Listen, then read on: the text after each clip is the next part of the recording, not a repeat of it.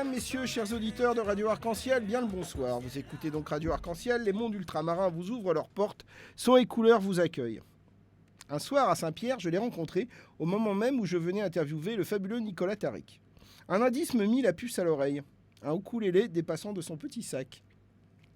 Elle attendait patiemment que je termine l'interview de Nicolas Tariq pour venir le saluer. Ma curiosité ne fit qu'un tour puisque sa posture exhalait l'Afrique. En quelques phrases, elle attisa mon intérêt. Notre invité de ce soir nous vient du pays du Makossa, du Bikoutsi, des Lions Indoptables, de Monsieur Roger, de ce pays à la croisée des Afriques francophones et anglophones, le Cameroun. Nous accueillons avec grand plaisir Mélibi.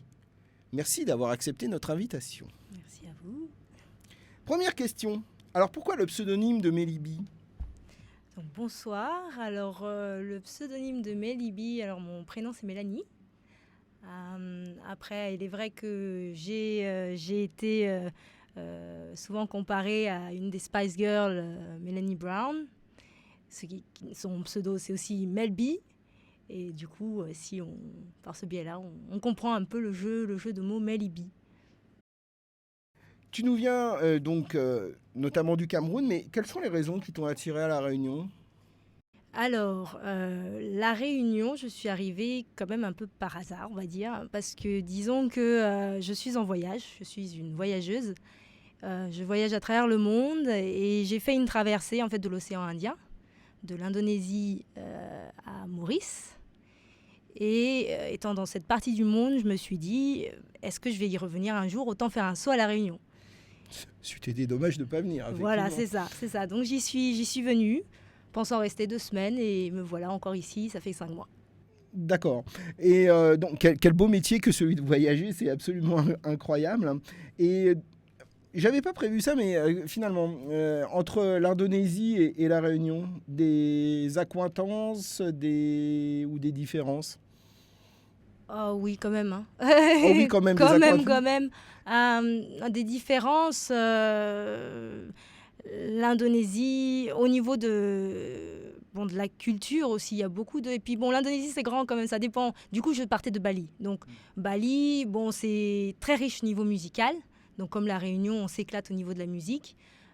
C'est pas du tout, par contre, les mêmes styles et les mêmes approches de la musique qu'on a ici. Mais ça, c'est la culture asiatique. C'est des choses... la manière de voir et de jouer la musique là-bas sont différentes à la manière dont on joue. Nous, quand je dis nous, ça veut dire avec la culture occidentale ou même la culture africaine, ça n'a rien à voir. Ça va être...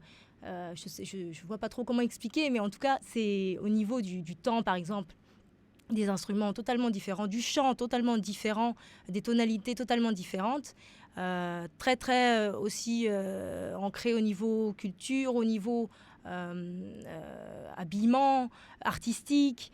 On va dire il y a des similitudes en fait entre La Réunion et Bali pour le côté artistique, pour le côté musique, mais au niveau de l'approche, comme je disais, totalement différente, quoi.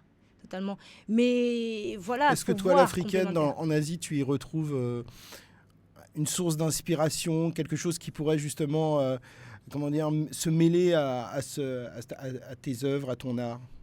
Je pourrais trouver, ajouter par exemple des petites tonalités, des petites sonorités.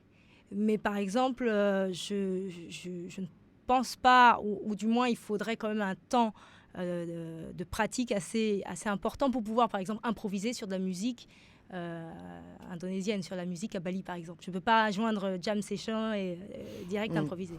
Pourtant, cette musique était extrêmement percussive avec le gamelan, les choses comme ça. Oui, mais c'est des manières de jouer qui sont pas... On n'est pas du tout habitué à ça. D'accord. En tant qu'oreille occidentale, on n'est pas du tout habitué. Et entre le Cameroun et La Réunion, des connivences, des différences, la même joie de vivre. Vraiment la joie de vivre, la simplicité des gens, la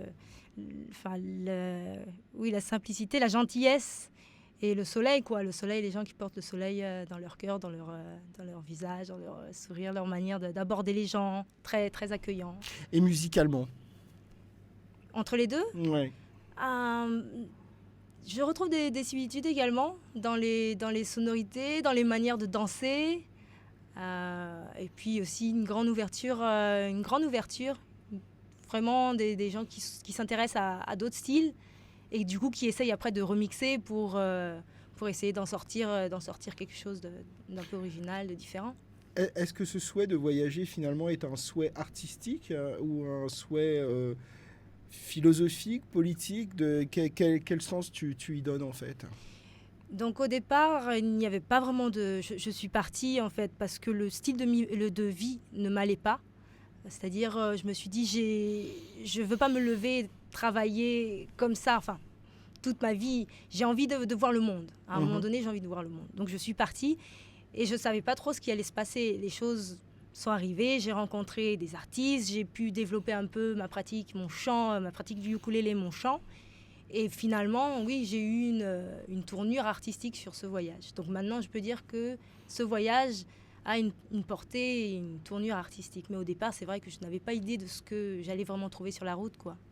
On en revient finalement quelque part à la tradition. En Europe, on pourrait appeler ça du troubadour. En Afrique, du griot.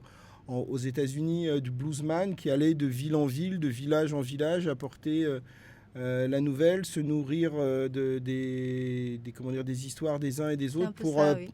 compléter son savoir. Qu'en Oui. penses-tu? Tout à fait, tout à fait. C'est moi avec mon ukulélé qui part de pays en pays, de ville en ville et qui voilà, trouve des personnes assises, là en train d'apprécier, jouer de la musique. Bah, je me joins à eux et allez, on partage. Et pourquoi le ukulélé? Parce que le ukulélé est souvent synonyme Tahiti et ses îles, la Polynésie, le palmier penché juste ce qu'il faut sur les plages de Bora Bora. Et en fait, tu en fais un instrument de toute influence. Oui, ben, il faut bien exploiter. Alors c'est vrai que c'est facilement transportable. Hein. Déjà, bon, après, l'origine vraiment, c'est que mon petit frère joue du ukulélé. C'est lui qui, vraiment dans la famille, a commencé avec le ukulélé. Et j'ai été le rendre visite, il vit à Londres, j'ai été lui rendre visite, et il m'a fait un petit concert, j'ai vraiment adoré. Je me suis dit, c'est génial cet instrument, j'ai envie de m'y mettre. En plus, c'est tout petit, c'est pratique comme tu dis pour, du coup, en fait, se balader et voyager. Et du coup, voilà, on m'en a fait cadeau pour mon anniversaire. J'ai fait, pas mal. Et depuis, voilà, je ne le quitte plus.